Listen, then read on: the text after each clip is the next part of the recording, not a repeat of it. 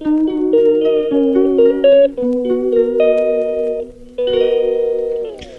Morning সবাইকে। আজকে আবার একটা নতুন ব্লগ নিয়ে চলে এলাম। সুপ্রভাত। আজকে শনিবার, আজকে সেকেন্ড স্যাটারডে, কিন্তু আমাদের ঠাকুরকে দেখিয়ে তোমাদের শুরু করলাম। আজকে সকালটা শুরু হচ্ছে এইভাবেই। মেয়ে পড়তে যাবে, তাই গ্রিন টি খাচ্ছে সকালবেলা। মেয়ের বাবাও বেরিয়ে যাবে, ছুটি আছে, সেকেন্ড স্যাটারডে ছুটি আছে, কিন্তু কাজের ছুটি নেই। কাজ করতে কাজে বেরিয়ে যাবে, তাই চা খেতে বসে। চা এখনও নিয়ে আসা হয়নি, এখন সবে চাটা হলো। চাটা কখন হবে? স্যাটারডে চা স্যারের দায়িত্ব।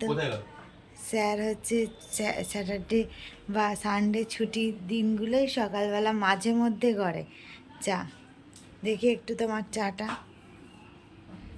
মাঝে মধ্যে চা করে।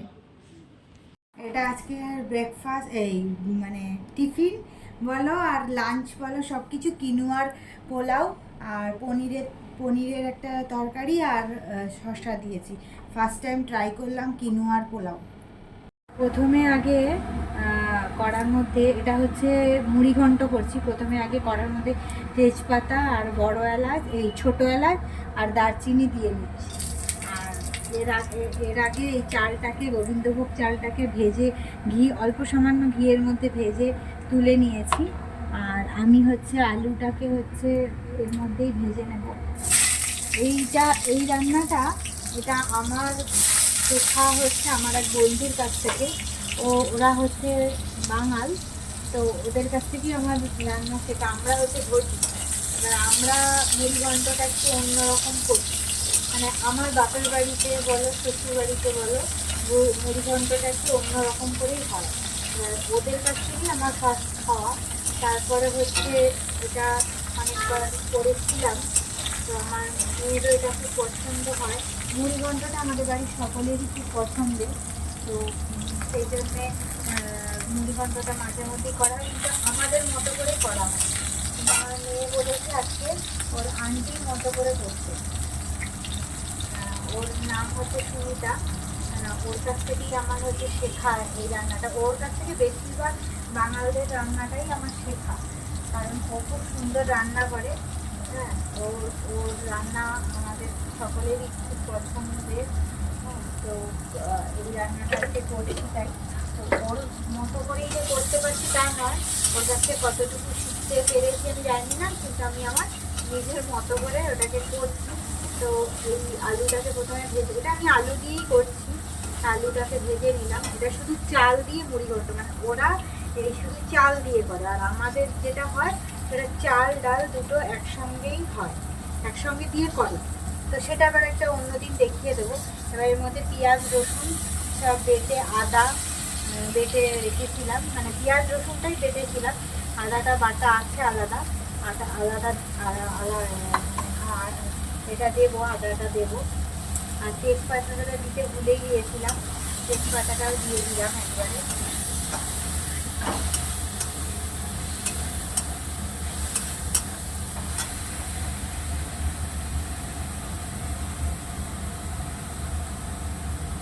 কিছুই নয়, মানে কি সবাই জানে। আমি যে রান্নাগুলো দেখাচ্ছি এমন নয় কি যে কেউ জানে না, এগুলো সবাই জানে। কিন্তু হচ্ছে আমার এটা ভালো লাগা, একটা রান্না করাটা আমার একটা খুব ভালো লাগার জায়গা, সেটা মাঝে মধ্যেই এরকম করে থাকি।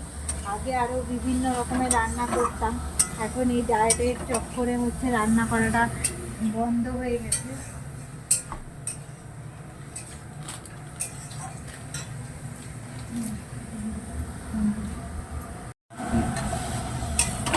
এর মধ্যে টমেটো দিয়ে দিলাম।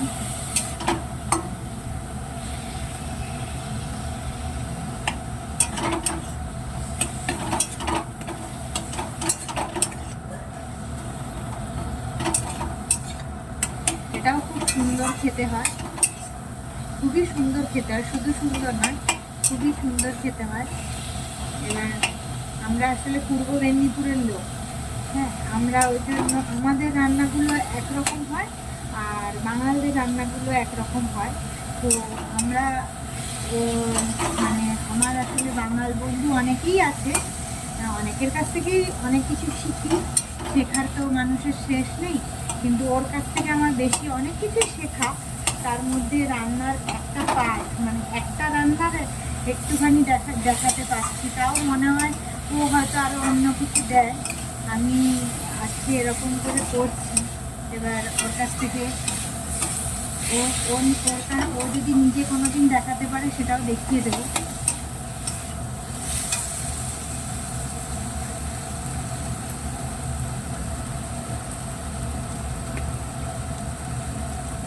এর সাথে সামান্য একটু ধনে গুঁড়ো দিলাম,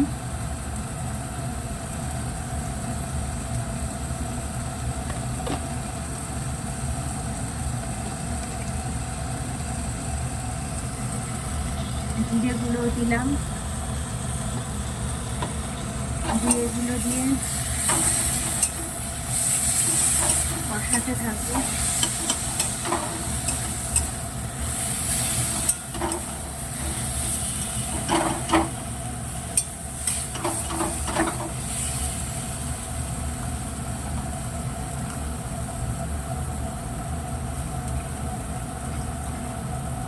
এর সাথে একটু সামান্য জল দিলাম।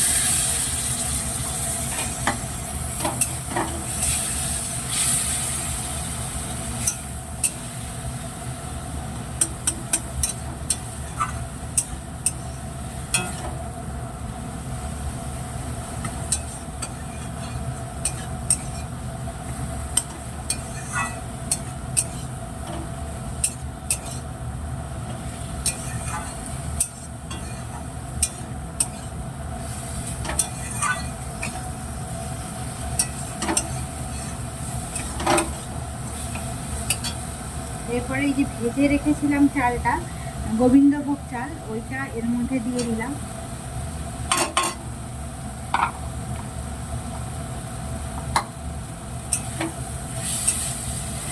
ওটা মশলার সঙ্গে আলুর সঙ্গে মিশিয়ে নেব। ওটা ঘি দিয়ে ভেজেছিলাম, সামান্য ঘি দিয়ে।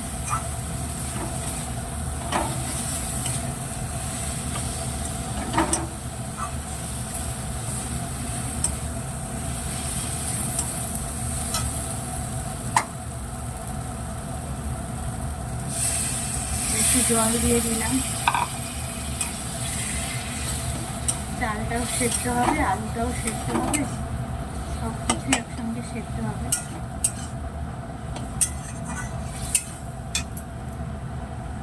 মুড়ি ঘন্টটা বসিয়েছিলাম, ঢাকনাটা খুললাম, প্রায় 7-8 মিনিট মতো ঢাকনার পরে ঢাকনাটা খুললাম। এখন এই রকম অবস্থায় আছে। এটা আরেকটু জলটা শুকবে, আর নুনটা দেখে নিতে হবে, যদি নুন লাগে তাহলে নুন দিতে হবে। তো আলুটা সেদ্ধ হয়েছে কিনা দেখে নিতে হবে।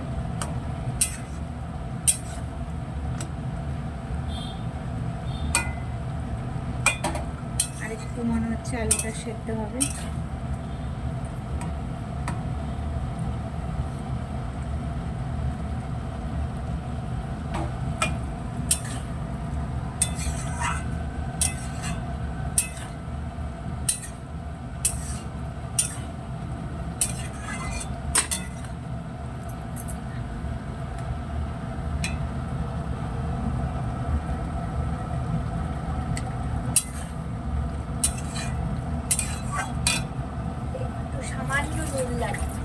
আমি নুনটা একটু টেস্ট করলাম, কিন্তু মনে হচ্ছে সামান্য একটু নুন লাগবে। এতটাখানি দিলেই হয়ে যাবে, নুনটা ব্যালেন্স হয়ে যাবে। সামান্য একটু মিষ্টি দিয়ে দেবো, ওই আমি সুগার ফ্রি দিই।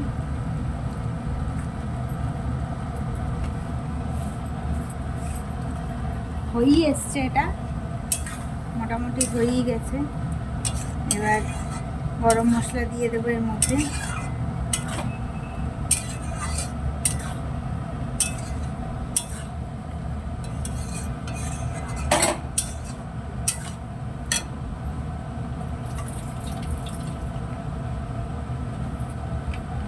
ওই 1 চামচ মতো গরম মশলা দিয়ে দেবো।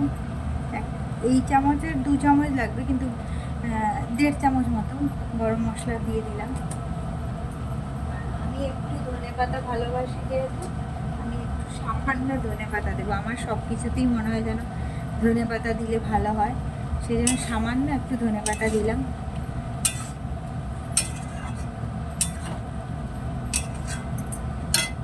এবার এ হয়ে যাওয়ার পরে কেউ মনে করলে এর উপরে একটু ঘি দিয়ে দিতে পারে, তাতে ফ্লেভারটাও ভালো আসবে এবং টেস্টটা অনেকটাই চেঞ্জ হয়ে যাবে।